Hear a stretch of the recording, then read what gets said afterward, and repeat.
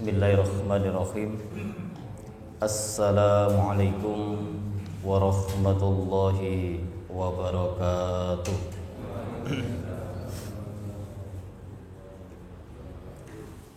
Alhamdulillah alladzi ahyana ba'dama amatana wa ilaihin nusyur. Asyhadu an la ilaha illallah wahdahu la syarikalah wa asyhadu anna Muhammadan abduhu wa rasuluh. Allahumma salli wa sallim ala nabiyyina Muhammadin wa ala alihi wa sahbihi ajma'in. Amma ba'du. Bapak Ibu jamaah salat subuh yang diberkahi Allah, alhamdulillah di pagi yang ceria, pagi awal mula kita beraktivitas, kita tengah terpanggil untuk memulai kegiatan yang istimewa. Pertama, hadir di masjid untuk melaksanakan sholat berjamaah sembari kita duduk untuk mengkaji thalabul ilm. Hal ini satu aktivitas yang sangat-sangat barokah. Kita memanfaatkan waktu yang tersedia sehingga waktu-waktu yang Allah luangkan untuk kita benar-benar kita gunakan dengan sebaik-baiknya, insyaallah. Kelak nanti ketika berhadapan dengan Allah, dimintai pertanggungjawabannya, banyak hal yang luar biasa untuk kita, sehingga insyaallah hidup kita barokah dunia akhirat. Amin. Salawat dan salam semoga tetap terlimpah kepada junjungan kita Rasul kita Muhammad sallallahu alaihi wasallam. Baik Bapak Ibu jamaah yang dimuliakan Allah, dalam kajian pagi ini dalam kitab Lu'lu' wal Marjan masih tetap membahas masalah kitabus shalah, namun bab demi bab berbeda ataupun sama ketika bab itu banyak menjelaskan hadis-hadis yang telah ditulis, telah dimasukkan oleh muallif untuk bab-bab yang tertentu. Nah, kali ini kita masih terkait tentang bab sutra. Namun kita nanti akan melebar. Sutra yang bagaimana? Ataukah ada sesuatu yang memang ketika sholat itu dilintasi oleh beberapa hal, dan beberapa hal itu berefek akan berakibat sholat seorang hamba rusak dan bahkan batal. Hadis inilah nanti yang akan kita kaji, sehingga 3 hadis ini sangat terkait dan juga ada keterkaitan dengan hadis-hadis yang sebelumnya. Kita perhatikan babnya, babul i'tiradi baina yadayil musolli. Nah, ini bab yang menjelaskan tentang tidur terlentang di hadapan orang sholat. Tidur terlentang di depan orang sholat. Hadis nomor urut 288, 289 dan satu lagi 290. Nanti juga ada beberapa hadis yang berikutnya. Insyaallah pagi ini kita akan uraikan 3 hadis ini. Yang pertama 288, hadis Aisyah radhiyallahu anha anna Rasulullah sallallahu alaihi wasallam, hadis yang bersumber dari sahabi Aisyah istri Rasul, bahwasannya Rasul sallallahu alaihi wasallam kana yusalli wa hiya bainahu wa bainal qiblah. Rasul sedang sholat, wahia sementara dia Aisyah itu bainahu wa bainal qiblah, berada di antaranya, yakni di antaranya Rasul dan kiblah. Ala firasyi ahli, di atas tempat tidurnya Rasul i'tiradul janazah, melintang seperti jenazah gitu. Ini itu yang pertama. Yang berikutnya 289, hadis Aisyah radhiyallahu anha qalat kana an-nabiyyu sallallahu alaihi wasallam yusalli wa ana raqidun mu'taridatun ala firashihi fa idza arada ay yutira ay qadani fa autartu.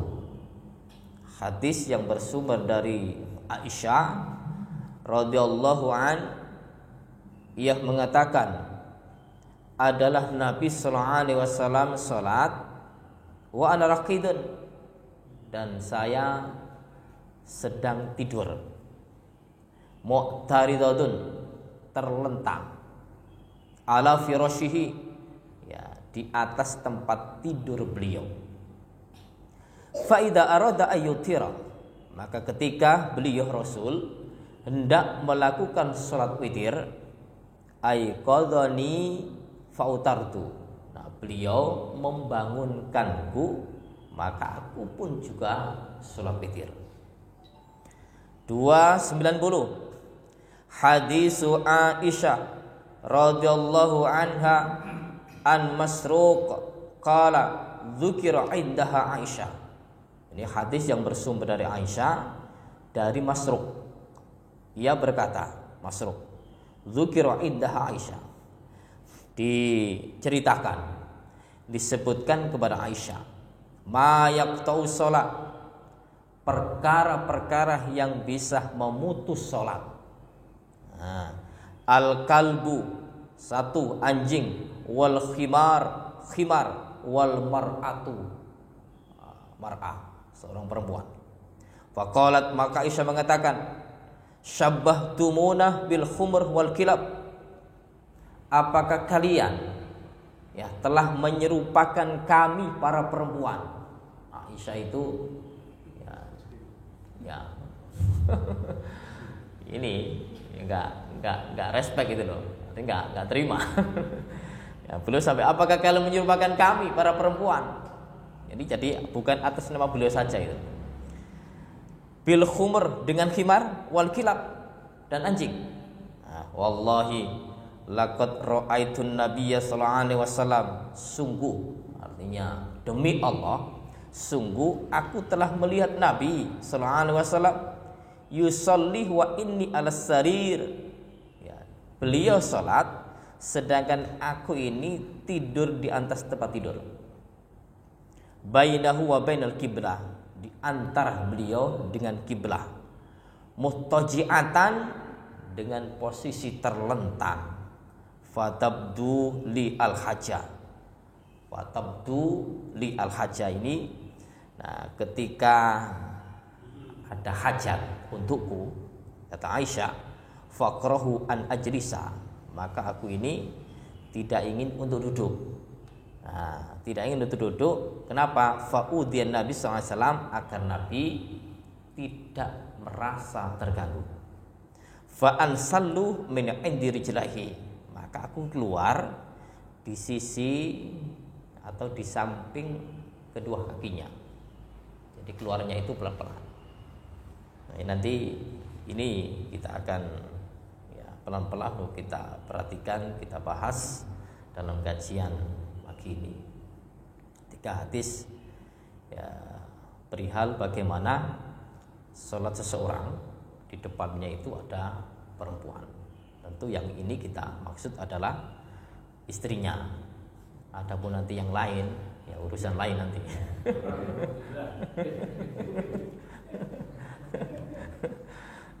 Baik, yang pertama, Aisyah ini menceritakan bahwasannya Rasulullah SAW sholat. Saya ini berada di depannya. Jadi di depan beliau, memposisikan antara beliau dengan kiblat. Nah, antara beliau dengan kiblat ini, saya ini berada di tempat tidurnya. Jadi tidur Rasulullah itu jadi satu dengan istrinya itu Aisyah. Nah, tidur beliau melentang seperti jenazah. Nah, ini dalam hadis ini bahwa Rasulullah SAW pada saat sholat yang ini beliau lakukan sholat di rumah. Sholat yang beliau lakukan di rumah tidak lain adalah sholat sunnah. Kalau Rasulullah SAW sholat wajib, ini pasti beliau lakukan di masjid dan itu berjamaah dengan para sahabat. Kalau sholat sendirian di sini tentu beliau sholat sunnah. Dan posisi tidurnya Aisyah itu tentu sholat malam. Nah, sholat malam. Dan kondisi yang Rasul lakukan di tempatnya ini, di rumahnya ini, begitu kita merasakan bahwa rumah beliau itu sangat sempit. Sangat sempit.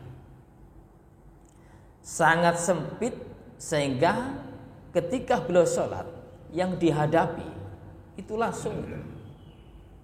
Kok gak cari tempat yang lain? Karena memang gak ada yang lain. Makanya kalau kita melihat di YouTube miniatur tentang rumah Rasulullah, itu betul-betul Masya Allah sangat kecil itu. Beda dengan rumah kita. Rumah kita itu ukurannya walaupun tidak besar tapi kan cukup itu. Apalagi ada tempat sholatnya khusus. Orang bangun rumah ada musola. Tapi Rasulullah di sini rumah beliau tidak ada khusus musola. Maka ketika kita memahami bagaimana bentuk rumah kita, ada yang dibuat khusus kamar untuk musola, ada yang tidak. Terus bagaimana sholatnya? Bebas. Bisa di musola, bisa di ruang tamu, bisa di los. Nah, sehingga tempat seluruhnya itu diharapkan untuk bersih dan sewaktu-waktu kita sholat dimanapun kita berada bisa melaksanakan sholat itu. Sehingga pembangunan rumah tidak perlu dengan adanya musola khusus. Nah, monggo. Jadi hukum untuk bangun musola di rumah ya juga tidak sunnah, apalagi wajib. Ya, hukumnya mubah. Apalagi rumahnya sempit, nggak ada tempat untuk pembangunan ini sehingga cukup untuk itu. Nah, ini apalagi perumahan-perumahan yang level-level apa ya? Tipe-tipe kecil itu. Kamarnya berapa? Kamar 2 langsung dapur plus kamar mandi dan WC. Nanti untuk musolanya ya di los, di kamar depan dan lain-lain. Itu monggo gitu loh. Jadi tidak ada keistimewaan kalau rumah ada musola itu nanti jin akan kabur. Nah, kemudian ada musolanya itu nanti kalau ada ruang tamu, sholatnya nggak usah jauh-jauh. Ya justru yang mulia itu adalah sholatnya di masjid. Ya. Dan musola itu kan musola khusus, bukan musola umum. Nah, apalagi di rumah musolanya bukan wakaf. Nah, ini kondisi rumah Rasulullah. Ketika Rasul sholat, sulit untuk tidak berhadapan dengan tempat tidur. Ya, sementara istrinya juga tidur di situ.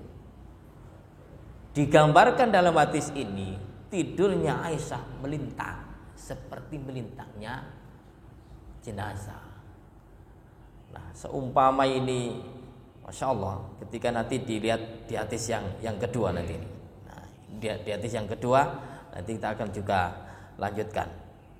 Ya, baik. Hadis yang 289. Hadis Aisyah qalat, ia berkata, ada Nabi sallallahu alaihi wasallam salat dan saya ini sedang tidur. Ini kaitannya. Ya, kenapa ini kok hadis ini muncul? Karena ceritanya Aisyah itu pun juga berbeda-beda gitu. Ya, tidak hafalah.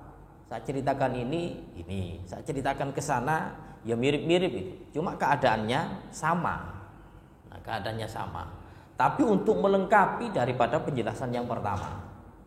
Sehingga hadis ini maknanya demikian. adalah Nabi SAW sedang tidur, sedang sholat, dan saya ini kondisi tidur melintang di atas tempat tidurnya. Melintang di atas tempat tidurnya. Kemudian apabila beliau itu hendak melakukan sholat witir, beliau membangunkanku, dan aku pun juga ikut untuk sholat witir. Inilah Bapak Ibu, seorang suami yang setia. Umpama masuk surga tidak ingin duluan, ayo dibangunkan istrinya. Sehingga apa? Punya kewajiban bagi seorang suami yang punya istri dan itu bisa melaksanakan sholat bareng-bareng, ayo dibangunkan istrinya. Demikian juga anaknya. Nah, tapi anak ini kadang-kadang kan sulitan ya. Kemana ada cili-cili ya? Dibangun masih gini ya. Ya, turu. Baru bangun, Allahu Akbar, subuh. Baru bangun itu anak-anak.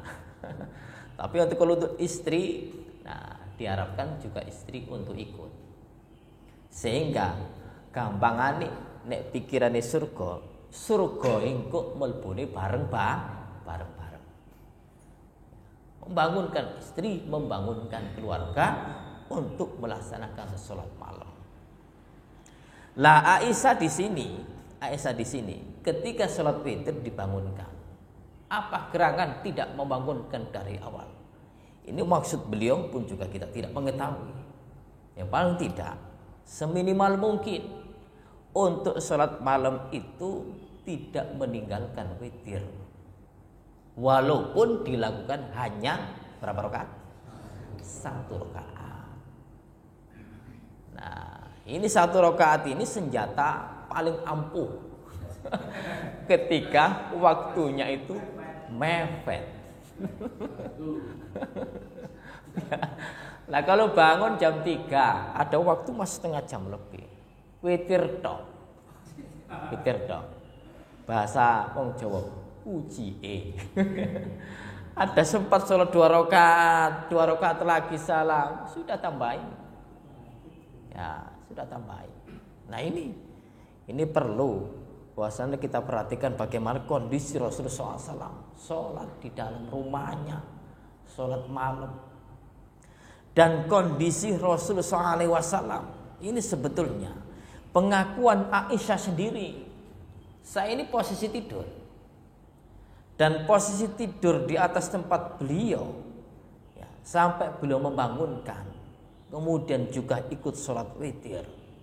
Maka kondisi suasana di dalam rumah itu dalam keadaan hening, dalam keadaan gelap, dalam keadaan tidak terlihat secara jelas.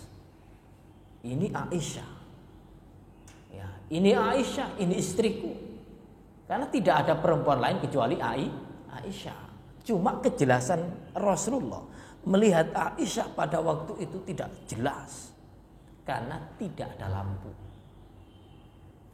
Nah, kita ono lampu ketok jelas gitu ya. Oh, istri kita itu sedang ngorok mungkin ya. Jelas. Bangunkan jam berapa? Sudah tahu, jamnya berada di depan.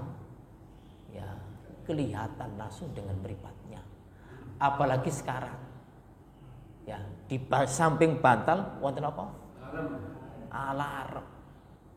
Sing digerabak nanti. Bunyi alarm jam 2, jam 3, jam setengah 4. Ini bagus itu untuk membangunkan kita. Nah, tahu jamnya, langsung dilihat. Remeng-remeng gede itu gerangan. Oh, jam 3. Ini saatnya bangun. Ini kalau kita sudah ada niatan, jam 3 bangun, alarm bunyi, insya Allah bangun. Kalau niati mentang-mentang ya, bangun dilihat jam 3. Tambah didik. Setengah 4. Tambah didik ke laut wis. 14. Subuh hilang. Akhirnya bangunnya kesiangan. Nah, terus gimana ini? Nah, terus apakah bebas sholatnya? Tetap lakukan sholat. Ya, karena sudah tergoda oleh setan. Nah, maka kita tetap untuk melakukan sholat di saat waktu itu. Dilihat dulu isyraq, ya syuruk itu jam 5 syuruk. Bangun jam 5 jangan sholat. Ini tambahan melebar dikit ya. Jam 5 bangun jangan sholat, nunggu nanti 20 menit baru sholat subuh. Gandengnya sunnah dan subuh. Jangan ketika bangun jam 5, waduh padangan, dipedek lampu di tempat ini, cek ketok petang. Gak boleh membohongi. Padahal jam 5 sudah siang, sudah pagi, sudah mulai ceria. Dan saat itu belum boleh sholat. Jam 5 sampai sekitar 20 menitan. Habis itu baru sholat. Demikian juga sholat isyraq. Sholat isyraq berarti ya nunggu jam 5 sampai 20 menitan. Kemudian sholat isyraq itu syuruk. Kemudian tambah duha dan selanjutnya. Ya.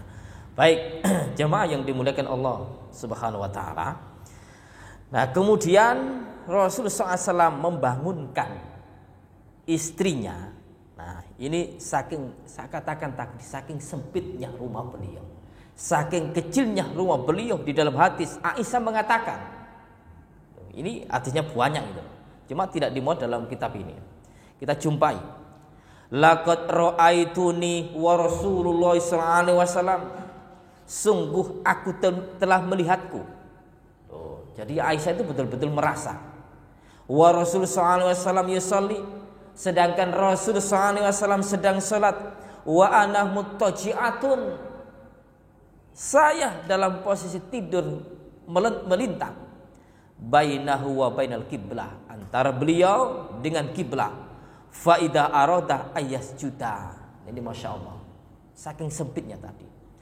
Maka ketika Rasul itu hendak sujud, ini saking sempitnya ini. Maka ketika Rasul hendak sujud, ghamaza, ia genggam. Ia pegang kedua kakiku, rijli, kakiku, faqabattuhuma, maka aku pun menarik keduanya. Bisa dipahami ini. Jadi tidurnya Aisyah ketika melintang, artinya melonjor kedua kakinya. Maka Rasul ketika sujud, ia pegang kedua kaki Aisyah atau salah satu kaki Aisyah, ia tarik untuk bisa melipat gitu. Kemudian beliau bisa sujud ke situ.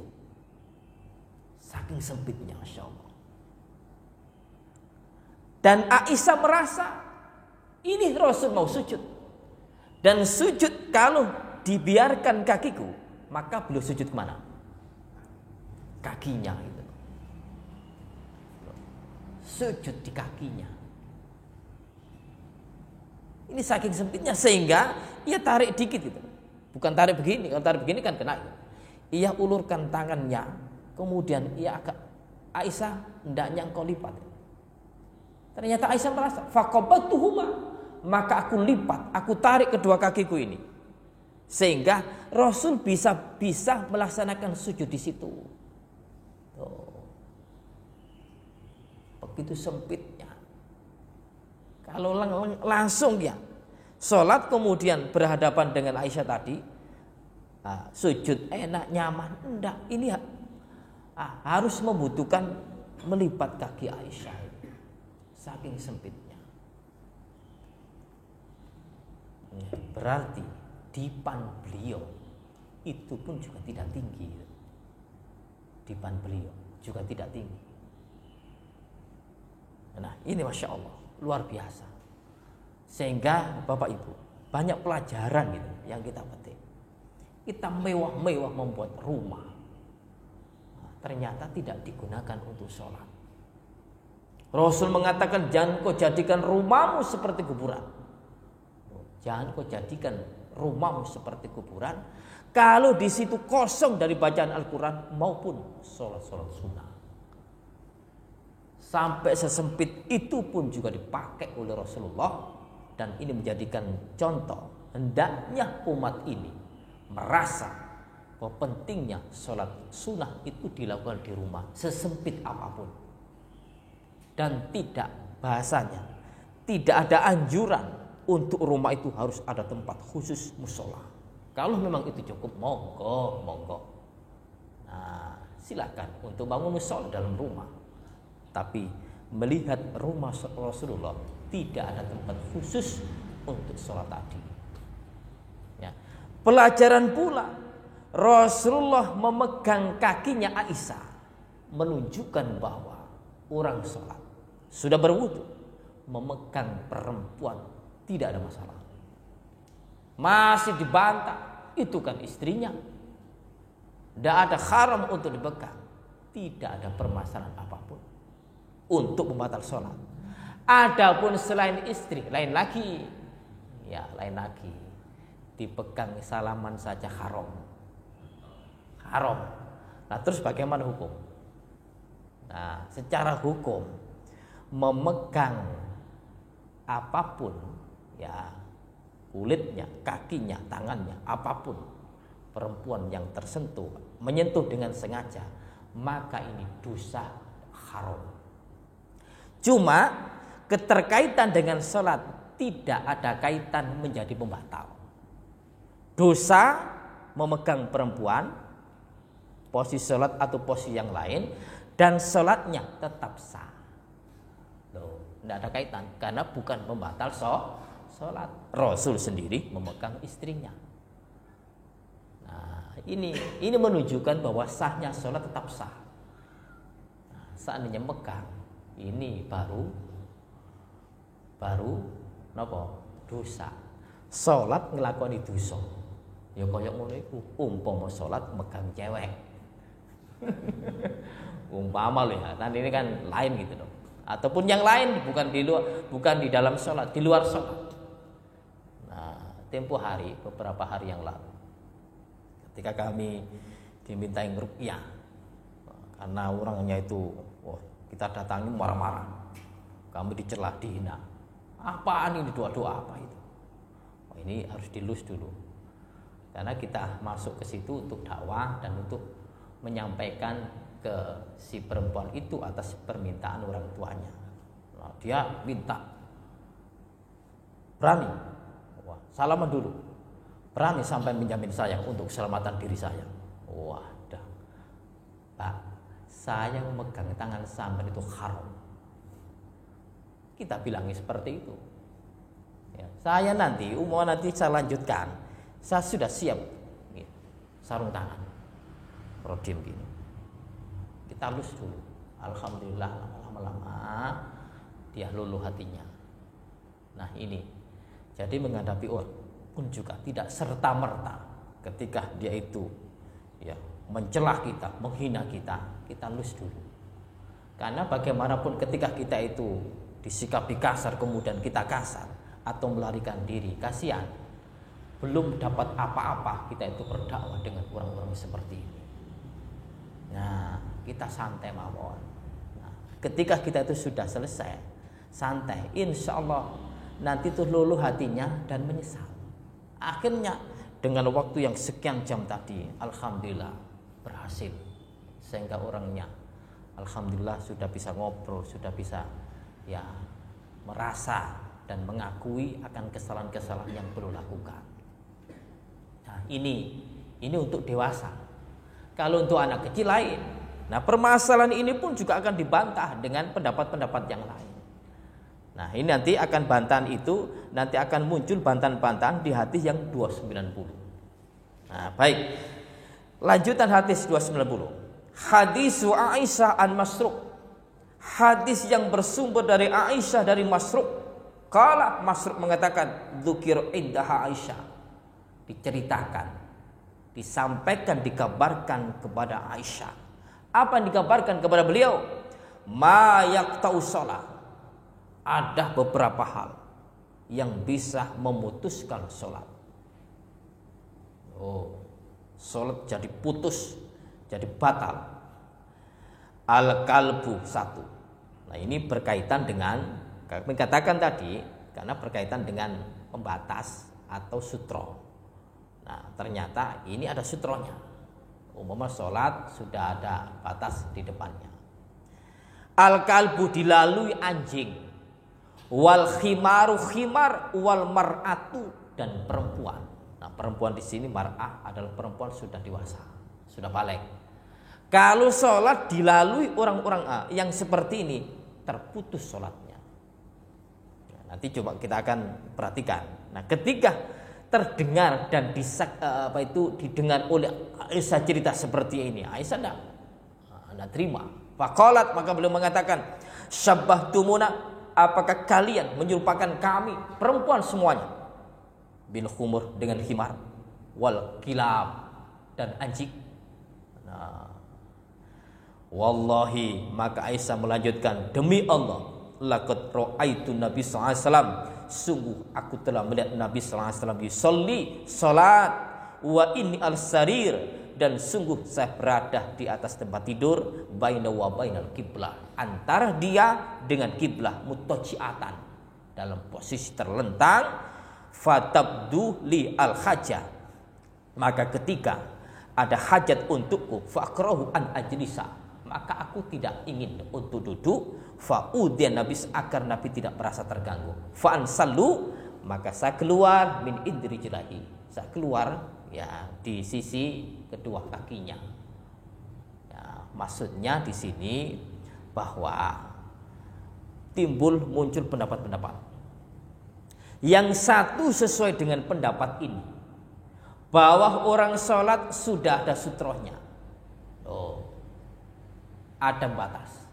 Kemudian perempuan lewat di depannya, lalu ada anjing lewat di depannya, ada khimar lewat di depannya, total sholat itu terputus. Pendapat pertama. Kenapa Nabi kok sampai bilang napa niku anjing? Karena saat itu dan sampai sekarang lingkungan Jazirah Arab, entah anjing liar atau anjing peliharaan, banyak ya Pak Uda yang tumut-tumut umroh, sing kesah haji, banyak anjing-anjing peliharaan itu di rest area, itu juga banyak anjing-anjing. Kemudian ketika melihat seperti itu, wah ini cocok. Makanya Rasul menyampaikan permasalahan sholat kemudian dilalui anjing. Karena anjing saat itu dan sampai sekarang itu banyak yang peliharaan itu. Nah ini anjing, kok gak kucing? Lain lagi urusannya. Nah di sini kok gak ayam? Nah karena banyak ayam di kampungan itu. Nah ini Rasul berbeda itu. Lingkungan saat itu banyak dan sampai sekarang. Wal khimar, 3 hal ini yang bisa memutus sholat seseorang yang sudah ada sutrohnya. Nah, pendapat pertama seperti itu, kencang, keras. Nah, Aisyah bantah. Nah, terus bagaimana saya ini tidur di depan beliau? Apakah ini memutus? Nah, inilah hadis yang tidak asisi dengan 3 tadi. Berarti kalau Aisyah sebagai wujud bukti berada di depannya dan bahkan disentuh Nabi, maka di depan perempuan bagi orang yang sholat tidak menjadi pemutus. 1 berarti terkurangi 1. Nah, untuk perempuan 3 macam tadi terkurangi 1 karena adanya hadis ini, pengakuan Aisyah dan bantahan beliau bahwasannya Aisyah berada di depannya, tidak ada masalah. Nabi tetap melanjutkan dan bahkan Nabi menyentuh kakiku dan aku lipat kedua kakiku itu. Aku tarik, Nabi sujud di situ. Kemudian setelah aku lanjut aku bentangkan lagi kakiku. Ketika Nabi bangkit, kemudian sujud lagi, kemudian beliau menggenggam kedua tangannya, lalu beliau tarik pelan-pelan, beliau dorong. Aku pun dorong kedua kakiku ini. Rasul sujud di bawahku itu. Nah, ini sehingga terkurangi 1 sebagai bantahan untuk adanya hadis yang Aisyah diceritai oleh Masruq perihal memutus sholat 3 macam itu. Kemudian di hadis 282. Nah, ini di hadis 282 ini sebagai pengurangan lagi. Kalau tadi perempuan, yang kedua khimar. Nah, khimar buktinya di hadis yang 282. Hadisu Abdullah bin Abbas qala aqbaltu raqiban ala khimarin atan. Nah ini Ibnu Abbas mengatakan, ketika aku datang sedang mengendarai ala khimarin, di atas khimar. Atan itu khimar betina. Nah, jadi Ibnu Abbas itu di masa usia mendekati balik. Nanti kita baca dulu. Wa ana yauma idzin qad nahastu al-filam. Dan saat itu mendekati usia balik. Wa Rasulullah SAW yusolli bi Mina. Rasulullah SAW sedang sholat di Mina ila ghairi hidarin. Beliau tidak menghadap ke dinding. Famarartu baina yaday ba'di shaf. Maka aku lewat di depan sebagian shaf, mengendarai khimar. Wa arsaltul atan tarta'u. Dan juga aku lepas khimar itu untuk merumput. Fadakhaltu fi shaf. Maka aku masuk dalam shaf. Falam yungkar dzalika alayya. Maka tidak sedikit pun perbuatanku untuk diingkari. Artinya sholat di Mina, kemudian di belakang itu beberapa shaf. Ibnu Abbas mengendarai khimar, nyelonong loh di depan shaf itu. Ternyata jamaah pun juga lanjut, Rasul pun juga diam, para sahabat tidak ada satupun yang mengingkari. Ibnu Abbas, ini menjadi pemutus sholatku, menjadi pemutus, menjadi perusak, menjadi pembatal sholat-sholat kita semuanya ini. Ternyata tidak ada satupun yang komplain. Ya, maka lanjut sholatnya. Ini sehingga membantah yang tadi. Maka dilewati perempuan tidak mengapa, dilewati khimar pun juga tidak mengapa. Tinggal satu. Adakah hadis yang mengkonter tentang hadis ini perihal anjing? Nah, ternyata kita perhatikan di dalam hadis yang lain. Wa an Abi Dzar, dari sahabat Abi Dzar, ia berkata, qala Rasulullah SAW, Rasul mengatakan, yaqtau salatul mar'i, terputusnya salatnya seorang al-muslim, salatnya seorang muslimah. Idza lam yakun baina yadayhi, ketika tidak ada di depannya misluh mu'akhirir rakhl, tidak ada tiang, artinya tidak ada ini pembatas.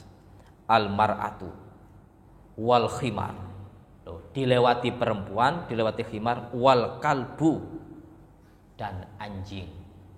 Nah, yang tadi dikatakan hadis 290 anjing, berarti sembarang anjing.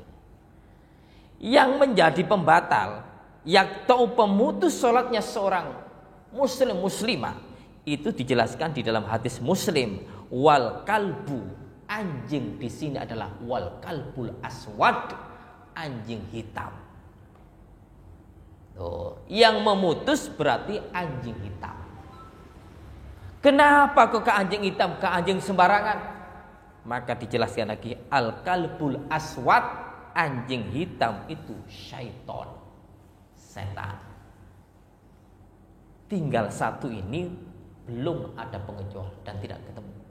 Sehingga untuk hal ini ya kami condong dengan beberapa ya seperti Imam Malik, Imam Ahmad, yang memutus itu cuma tinggal satu, yaitu anjing hitam, kelam hitam ini.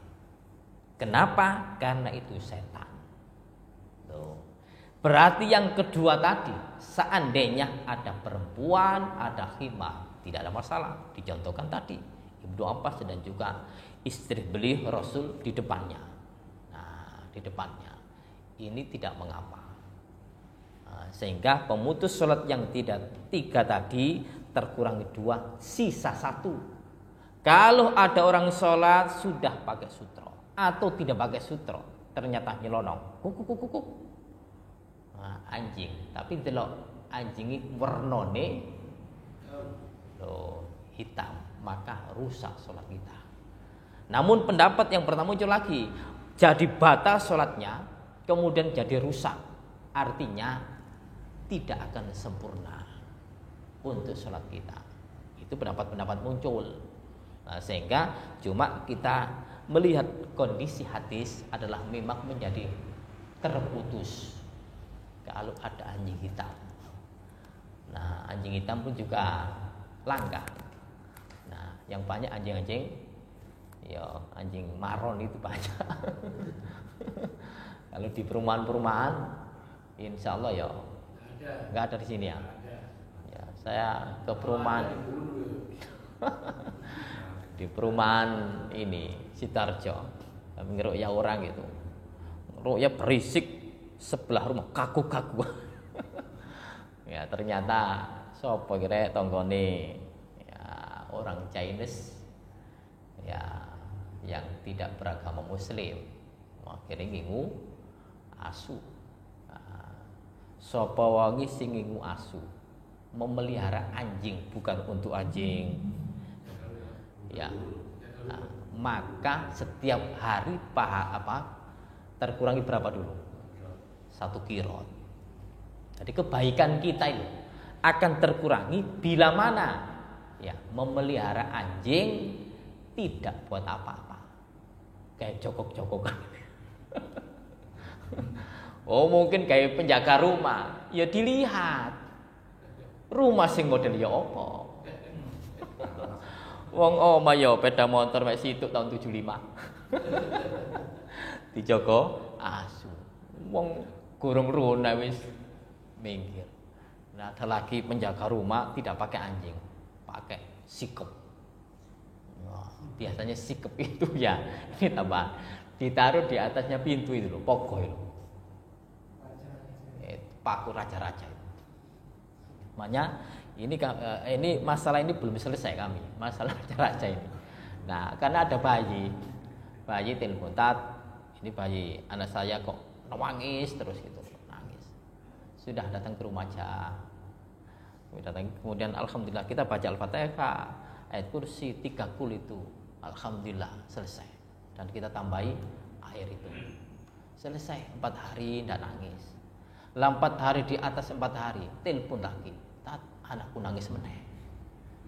Nah, saya ke rumah jenengan lagi, jangan. Tapi lagi jangan. Loh kenapa? Ini saya curiga mungkin di rumah jenengan. Kalau bayi biasanya dibacaan gitu, selesai. Nah, selesai. Ini kenapa kok kumat maneh? Curiga di rumahnya. Saya masuk rumahnya bukan rumah lama itu. Tak lihat di rumah. Itu rumah baru, iya. Bangunan siapa? Bangunan orang tua saya tahu. Terus yang tempati saya dengan istri dan anak saya ini. Terus abimu kemana? Ya abi saya di tempat lain. Tak lihat. Ah ini perkaranya. Mulai ketawa. Ini apa ini ayo? Tak lihat. Tak tahu tadi. Coba tak lihat. Wah tulisannya raja-raja. Ini permasalahannya. Nah, coba tanyakan ke bapak jenengan. Saran saya dicopot aja. Ya tak, dicopot. Dibilang 2 hari kemudian ketemu bapaknya. Pak, minta tolong Pak, itu bisakah Bapak pindah atau dibuang? Oh jangan. Buat apa Pak? Buat tebeng rumah. Oh ini Pak. Tapi gimana nggak mau? Ini sulit ini permasalahannya. Lah ini Bapak Ibu. Jadi orang tua yang melihat kondisi rumah itu pun juga tidak boleh gitu loh. Tidak boleh. Wes gak usah sikep-sikepan, sikep apa. Nah, kemudian yang kedua sikep yang bisa dilihat tadi anjing. Ya sudah gak usah anjing-anjingan. Apalagi tambah mengurangi dosa. Dan itu tidak mengurangi dosa tapi dosa besar. Ya, dosa besar. Ini sangat berbahaya dan timbul kesyirikan. Repot kalau gini tuh penanganannya. Nah, ini Bapak Ibu. Nah, kemudian di penjelasan yang lain bahwa ternyata di dalam hadis ini kesimpulannya hanya 2, hanya 1 yang bisa membatalkan sholat. Apa tadi? Anjing hitam kelam. Yang 2 tadi sudah gugur dengan hadis yang ini tadi. Kemudian penjelasan beliau tentang penjelasan Aisyah sendiri, bahwa Aisyah mengatakan di dalam hadis Bukhari, rumah saat itu al-buyutu yauma idzin ghairu masabih. Rumah saat itu ya tidak ada lampu sehingga gelap. Rasul melihat tidak jelas gitu. Tapi yang jelas ini tahu itu adalah istrinya. Nah, ini penjelasan daripada 3 hadis itu 288, 289 dan 290 dikaitkan dengan hadis 282 tadi. Nah, demikian yang bisa kita jelaskan 3 hadis ini. Mungkin ada yang disampaikan.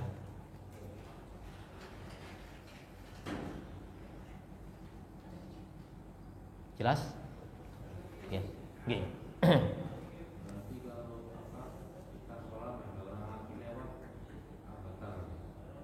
Tidak.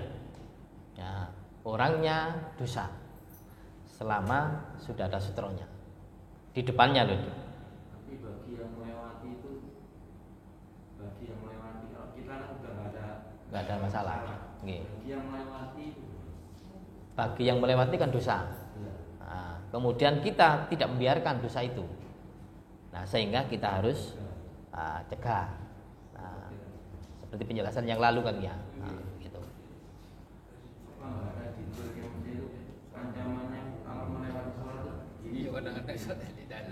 Nih, dosa. Kemarin seandainya orang itu mengerti, ya, orang itu mengerti bahwa lewat di depan orang salat itu kesalahannya, maka akan, ya, gitu. Nah, itu kalau tahu. Tapi saya nggak ngerti, ya nanti dibilangi. 40 di situ maksudnya dosa gitu. Sampai diam seperti itu. Kelihatan ya. Lanjutannya kan masih terkait. Nah. Oke. Pripun? Cukup ya. Demikian kajian 3 hadis pada kajian pagi ini, mudah-mudahan bermanfaat untuk kita semua. Akhirul kalam kita tutup dengan doa kafaratul majelis. Subhanakallahumma wa bihamdika asyhadu an la ilaha illa anta astaghfiruka wa atubu ilaik. Wassalamualaikum warahmatullahi wabarakatuh.